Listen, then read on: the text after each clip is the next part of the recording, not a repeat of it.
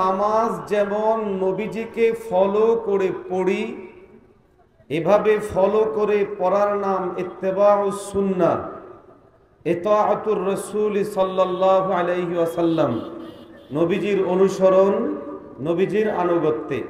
কেউ যদি নামাজ পড়ে নিজের মতো করে, তার নামাজ হবে? আরো আসতে বলেন, আরো জোরে বলেন। তাহলে নামাজ শুদ্ধ হওয়ার জন্য জরুরি আমার নবী যেভাবে নামাজ পড়েছেন আমিও সেভাবে নামাজ পড়তে হবে, ঠিক না?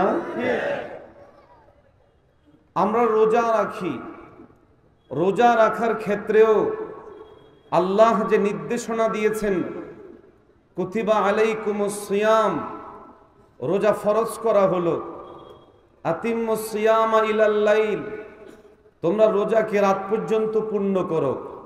এখন রাত কখন শুরু হবে, কখন রোজা শুরু হবে, রাত কখন হবে, এই যাবতীয় জিনিসগুলো আমরা আমাদের নবীজিকে ফলো করে শিখেছি, সেভাবেই করি। এভাবে করার নাম হলো ইবাদত। কেউ যদি 10 ঘন্টার জায়গায় 14 ঘন্টা রোজা রাখলো, কিন্তু নববী মানহাজ না মেনে, নববী তরিকা না মেনে, তার এই রোজা হবে না। কেউ যদি নামাজ পড়ে নবীজি যতটুকু বলেছেন এর চেয়ে অনেক বেশি, এর চেয়ে অনেক বাহিরে, তার এটা নামাজটা হবে না, ইবাদত হবে না। হজ ইবাদত, এটা শুদ্ধ হওয়ার জন্য নবীজির সুন্নত লাগবে।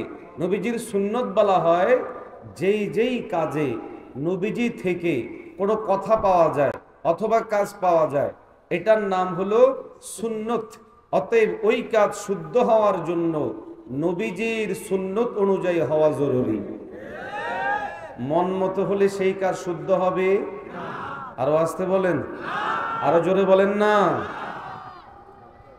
এখন বুঝুন সুন্নতের গুরুত্ব কতটুকু।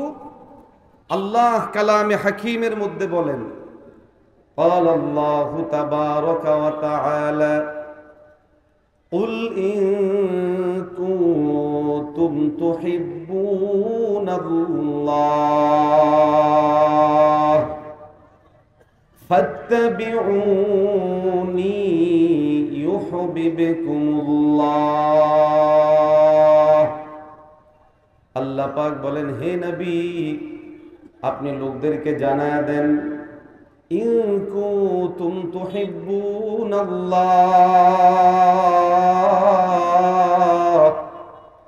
যদি কোনো তোমরা আল্লাহকে ভালোবাসতে চাও, আল্লাহর ভালোবাসা পেতে চাও, আল্লাহর মহব্বত পেতে চাও, ফাত্তাবিউনি ইউহিব্বুকুমুল্লাহ, তোমরা আমার ইত্তেবা করো, আমার অনুসরণ করো, আমাকে মেনে চলো, ইউহিব্বুকুমুল্লাহ, তাহলে তোমাদেরকে ভালোবাসবেন কে?